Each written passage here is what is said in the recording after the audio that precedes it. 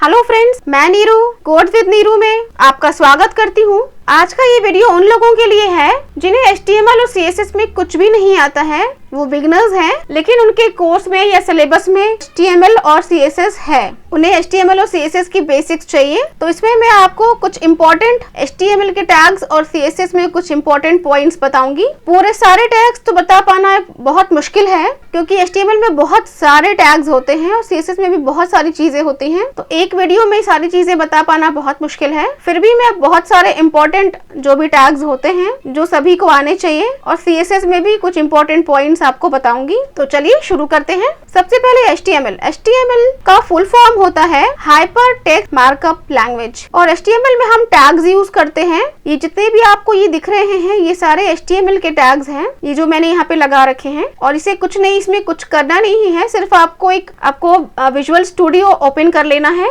और यहाँ पर आपको कंट्रोल के साथ एक्सक्लेमेटरी साइन आप प्रेस करेंगे तो आपके पास ऑप्शन आएगा, आप उस पर क्लिक कर देंगे तो आपके सामने ये कुछ बने बनाए से कोड हैं जो विजुअल स्टूडियो हमें प्रोवाइड करता है। ये बेसिक कोड्स होते हैं, इन्हें हम बॉयलर प्लेट कहते हैं। ठीक है, इनमें कुछ बेसिक टैग्स होते हैं जैसे ये doctype, HTML, head, title, body, ये बेसिक टैग्स हैं, इन्हें लगाना जरूरी होता है। तो चलिए शुरू करते हैं।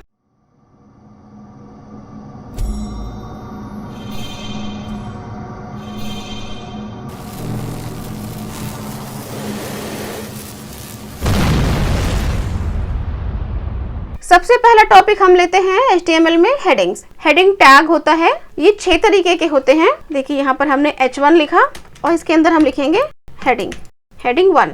अब इसे सेव करते हैं और रन करा के देखेंगे। यहाँ पर देखिए साइड में एक बटन है जिस पे लिख के आ रहा है शो प्रीव्यू, इस पर हम क्लिक करेंगे तो हमारा प्रोग्राम रन हो जाएगा। देखिए ये देखिए ये हेडिंग 1 प्रिंट हो रहा है।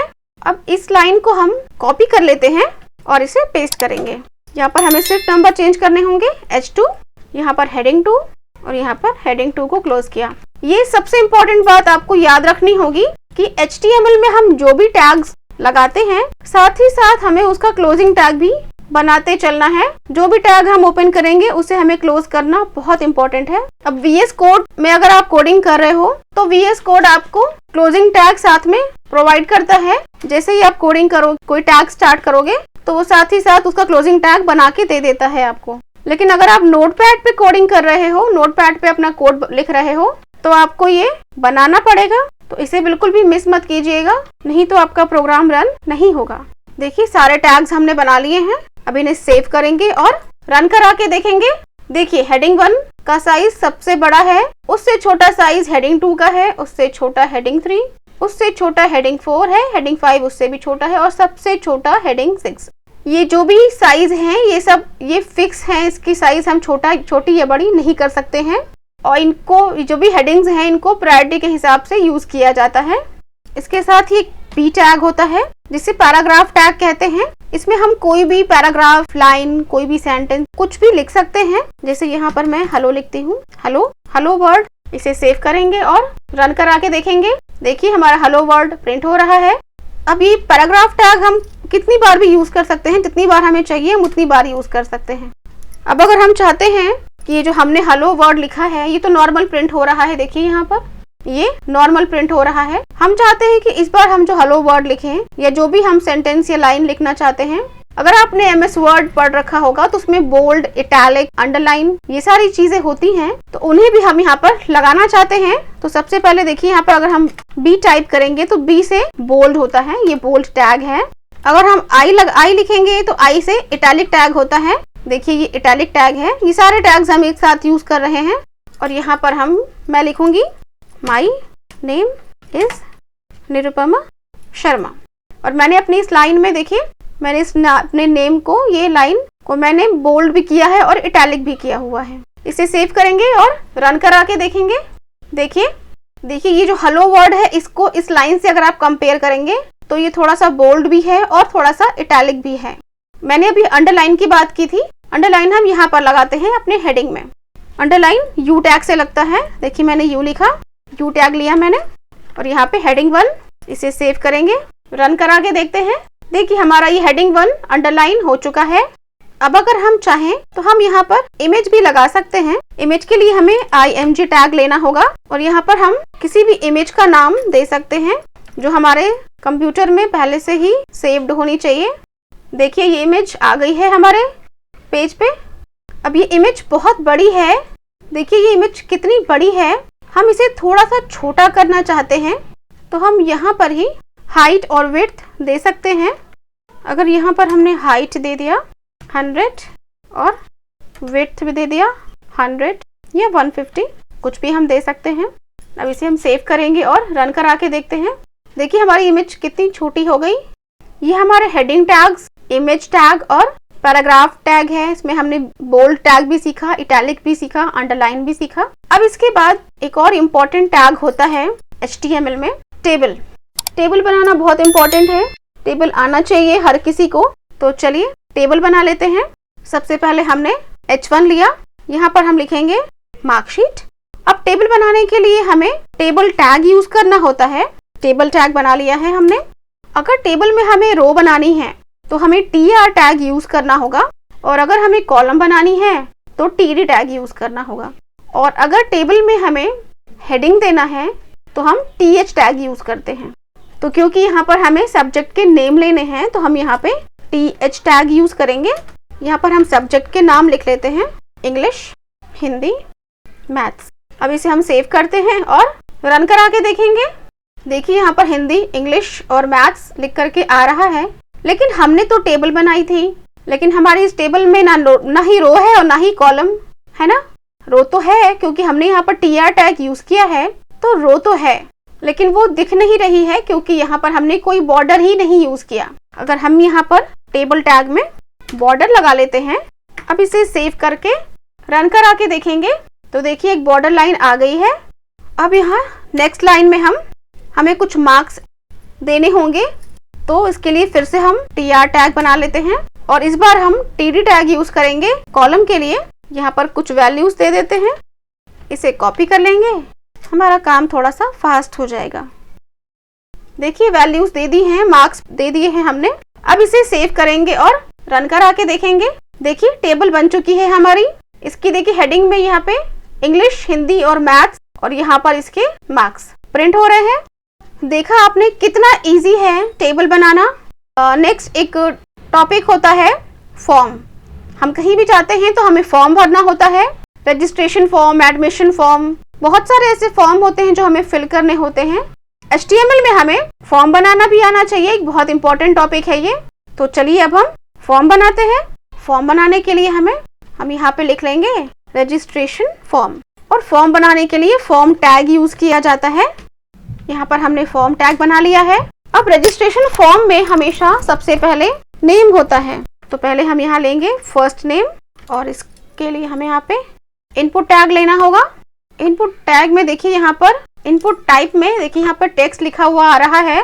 हम इसे चेंज नहीं करेंगे क्योंकि नेम टेक्स्ट टाइप का ही होता है, इसलिए हम इसे रहने देते हैं। अब इस लाइन को कॉपी कर लेंगे, यहाँ पर हम सिर्फ इसे हटा करके इसे लास्ट नेम बना लेते हैं। अब इसे सेव करके रन करा के देखेंगे। देखिए यहाँ पर हमारा रजिस्ट्रेशन फॉर्म हमारा लिखा हुआ आ रहा है और यहाँ पर फर्स्ट नेम और लास्ट नेम। और ये ऐसे क्यों आ रहा है? क्योंकि ये सेम लाइन पर है। देखिए ये सेम लाइन पे प्रिंट हो रहा है, इसलिए इस तरह से आ रहा है। हमें इसकी लाइन चेंज करनी होगी और लाइन चेंज करने के लिए हमें BR टैग यूज करना होगा। और अपनी रजिस्ट्रेशन फॉर्म जो लिखा हुआ है यहाँ पर हमने इसे हम अंडरलाइन भी कर सकते हैं, मैंने अभी आपको बताया था जस्ट, तो इसे अंडरलाइन कर लेते हैं। देखिए हमारा रजिस्ट्रेशन फॉर्म अंडरलाइन हो गया है और ये लास्ट नेम नेक्स्ट लाइन पर आ गया है। अब इसके बाद हमें रजिस्ट्रेशन फॉर्म में फोन नंबर का कॉलम मिलता है। फिर से यहाँ पर हमें इनपुट टाइप लेना होगा और फोन नंबर में वैसे तो नंबर्स होते हैं, लेकिन यहाँ पर हम टेक्स्ट ही लेंगे क्योंकि टेक्स्ट में हम अल्फाबेट और नंबर्स दोनों ले सकते हैं। सेव करेंगे और रन करा के देखेंगे। देखिए फोन नंबर भी हमारा बन चुका है, लेकिन सेम लाइन पर आ रहा है। हमें यहाँ पर BR टैग लगाना होगा। इसके बाद नेक्स्ट होता है जेंडर। रजिस्ट्रेशन फॉर्म में हमेशा जेंडर होता है, तो यहाँ पर हम जेंडर बना लेते हैं। इसमें पहला होगा मेल। यहाँ पर हमें फिर से इनपुट टाइप लेना होगा।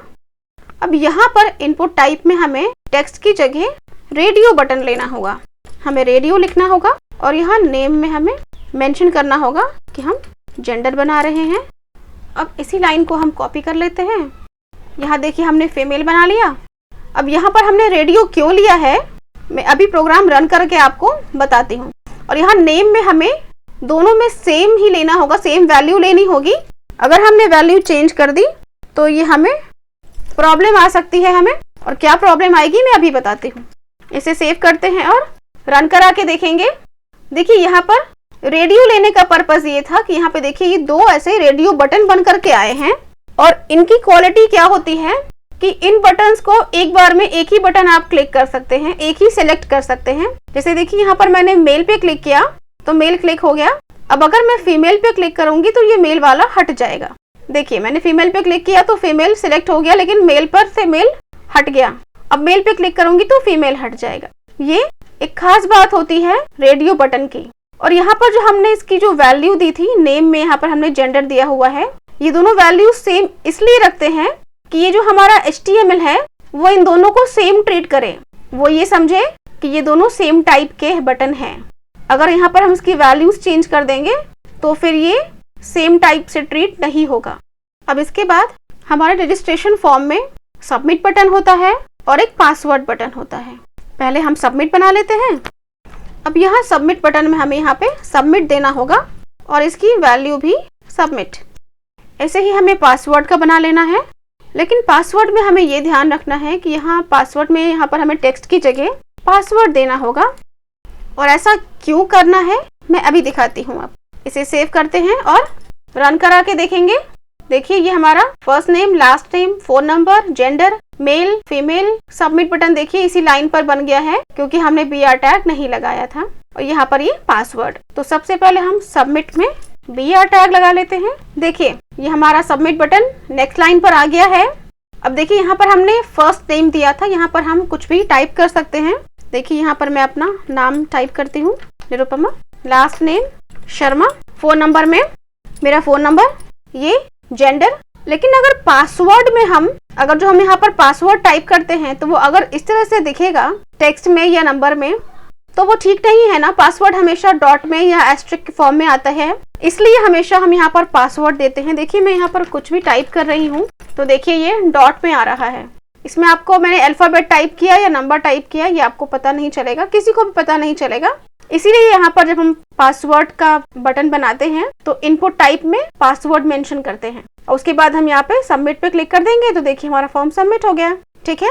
अब हमेशा हम जब फॉर्म भरते हैं तो हम देखते हैं कि जो भी हमारे पास ऑनलाइन फॉर्म्स आते हैं उसमें एक जो बॉक्सेस होते हैं उनमें पहले से कुछ लिखा होता है उसके अंदर, उसे कहते हैं प्लेस होल्डर। अब इस प्लेस होल्डर में हम जो भी चाहें वो लिख सकते हैं। जैसे हमने अपने F नेम में ये प्लेस होल्डर लगाया तो हम चाहते हैं कि इसके अंदर लिखा हुआ रहे कि फर्स्ट नेम, तो हमने यहाँ पे फर्स्ट नेम लिख दिया।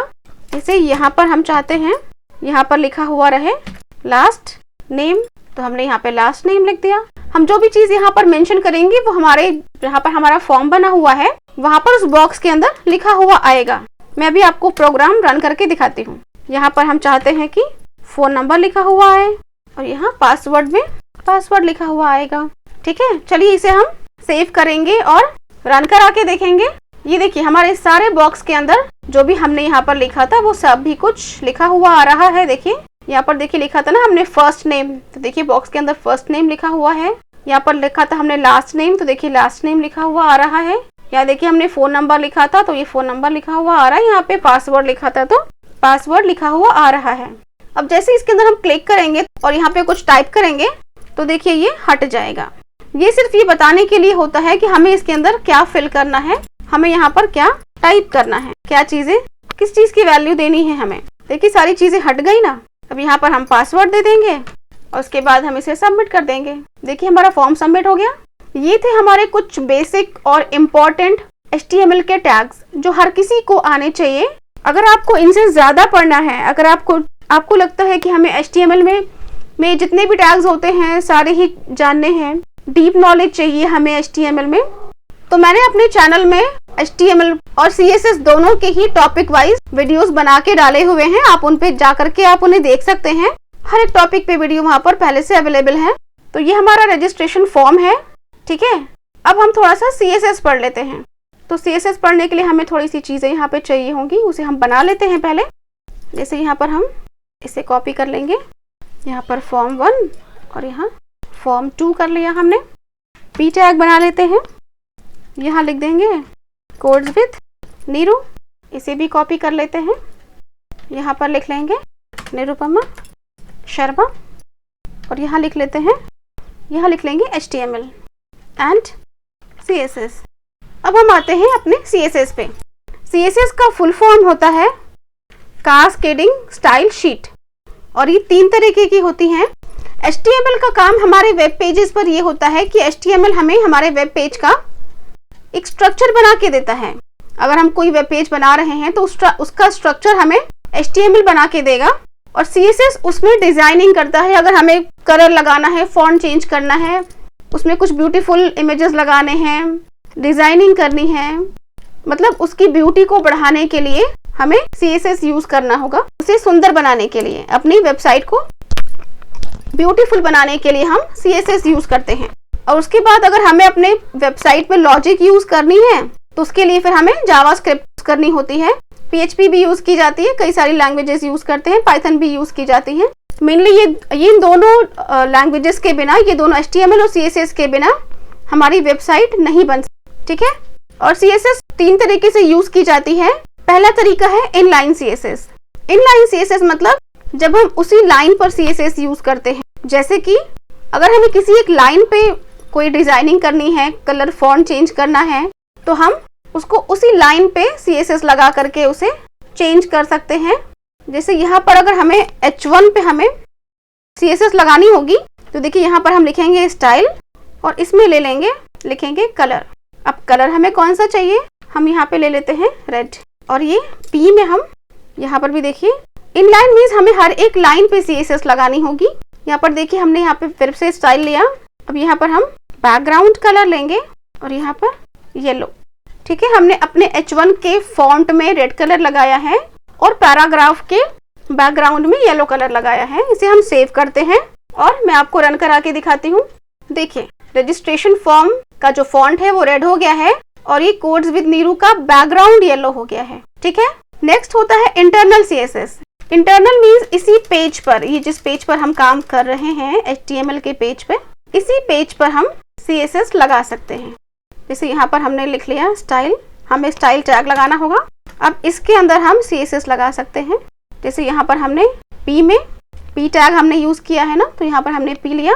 यहाँ पर देखिए कर्ली ब्रेसेस के अंदर हम यहाँ पर लिखेंगे कलर और कलर में हम रेड कलर ले लेते हैं। मतलब पैराग्राफ में हमने के जो फॉन्ट्स हैं उनको हमने रेड कलर कर दिया है। और H1 यहाँ पर हमने देखिए कर्ली ब्रेसेस लिया, यहाँ पर हम बैकग्राउंड लगा लेते हैं। बैकग्राउंड कलर में भी हमने इस बार हम एक्वा दे देते हैं, ठीक है। बैकग्राउंड में हमने H1 में हमने बैकग्राउंड कलर लगाया है और P में हमने टेक्स्ट कलर को चेंज किया है। सेव करेंगे और रन करा के देखेंगे। देखिए H1 की दोनों लाइनों के पीछे बैकग्राउंड चेंज हो गया है और P टैग में जो भी पैराग्राफ टैग में जो भी हमने लिखा था उसके फॉन्ट का कलर चेंज हो गया है, ठीक है। ये होता है हमारा इंटरनल CSS। अब नेक्स्ट होता है एक्सटर्नल CSS। इंटरनल CSS हम उस पेज उसमें लगाते हैं, जैसे कि हमें अपने पूरे पेज में कोई डिजाइनिंग करनी है, कलर चेंज करना है, फॉन्ट चेंज करना है, उसके लिए हम इंटरनल CSS लगाते हैं। और इनलाइन CSS हम एक एक लाइन पर लगाते हैं। हमें हर एक लाइन के लिए अलग अलग CSS को मेंशन करना होगा, लगाना होगा।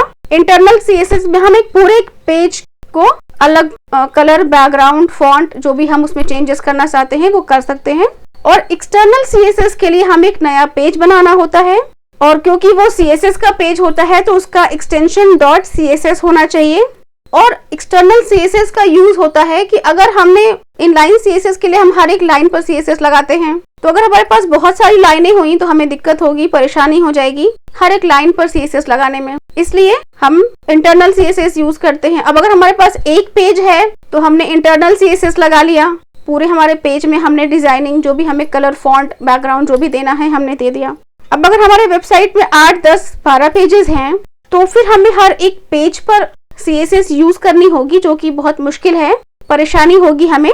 इसके लिए हम एक्सटर्नल CSS यूज करते हैं। एक अलग ही CSS का पेज बनाते हैं और उसमें हम सारी कोडिंग करते हैं और उस पेज को हम अपने HTML पेज से लिंक कर देते हैं। जैसे देखिए यहाँ पर मैंने ये किया हुआ है, देखिए यहाँ पर मैंने लिख रखा है लिंक REL और यहाँ डबल कोट्स में स्टाइल शीट HREF और यहाँ पर हमारा ये फाइल नेम, जो भी हम फाइल बनाया है हमने उसका नाम यहाँ पर लिखेंगे और वो .css, क्योंकि वो फाइल हमारी CSS की है तो उसका एक्सटेंशन .css ही होना चाहिए। हम उसे .css के नाम से सेव करेंगे, एक्सटेंशन के साथ सेव करेंगे और यहाँ पर जब लिखेंगे तो हमारा वो CSS का पेज इससे लिंक हो जाएगा। ये देखिए मैंने बना रखा है एक पेज ऑलरेडी, ये हमारा CSS का पेज है। यहाँ पर मैं आपको लगा के दिखाती हूँ। देखिए जैसे हमने पहले वहाँ पर भी पी लिया था पैराग्राफ कर्ली ब्रेसेस, और यहाँ पर देखिए हमने कलर लिया, कलर में हमने रेड ले लिया, यहाँ पर हमने H1 लिया, H1 में बैकग्राउंड कलर लिया और यहाँ पर हमने एक्वा ले लिया और इसे सेव करेंगे। अब यहाँ पर आके इसे रन कराते हैं तो देखिए हमारे ये H1 में बैकग्राउंड लग चुका है एक्वा और पी टैग में जो भी इसके फॉन्ट थे सभी रेड कलर के हो गए हैं।